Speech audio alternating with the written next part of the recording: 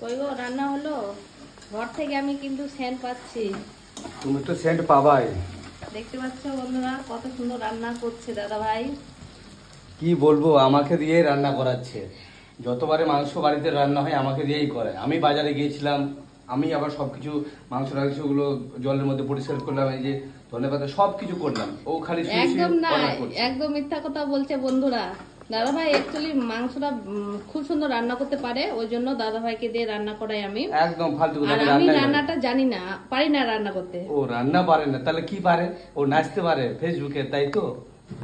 এইসব নোটিং চলবে না। এরকম বলো না আমার নামে। কি বলবো? এইরকম বলো না, পারি না বললে একদম ভুল। আমি পারি, আরে আমি রান্না করবো বলো। কিন্তু দাদা ভাইয়ের হাতের রান্না কি বলবো বন্ধুরা, একবার তোমরা যদি খাও একদম এত টেস্টি, যারা খেয়েছে তারা একমাত্র জানে। হ্যাঁ, কতজন যে খেয়েছে তোমরা সবাই চলে এসো।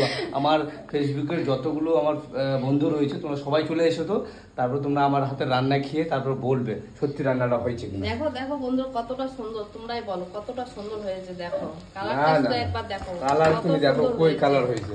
একদম কালার নেই, একদম লাল হয়ে গেছে কালার। খুব তাই তো? সুন্দর রান্না। একদম। তো কে কে খাবে দাদা ভাইদের হাতের চিকেন রান্না? চলে আসো আজকে আমাদের বাড়িতে। আজকে আমরা চিকেন খাচ্ছি, দাদা ভাই চিকেন রান্না করছে।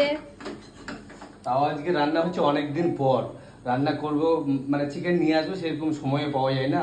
তো অনেকদিন পর আজকে আমরা ভাবলাম যে আজকে খাই। আর আগামী কাল তো কি যেন পুজো ছিল, গতকাল গতকাল ইয়ে ছিল, রথযাত্রা। রথযাত্রা ছিল, তো নিরামিষ খেতে হয়, ওই জন্য খাওয়া হলো না। তো আজকে আবার ভাবলাম যে খাওয়া হোক কাল। তো কি বলবো, রান্না কেমন হয়েছে জানি না। তো তোমরা সবাই চলে এসো, আর সবাইকে গুড নাইট। Good night. সবাই ভালো থাকো, গুড নাইট।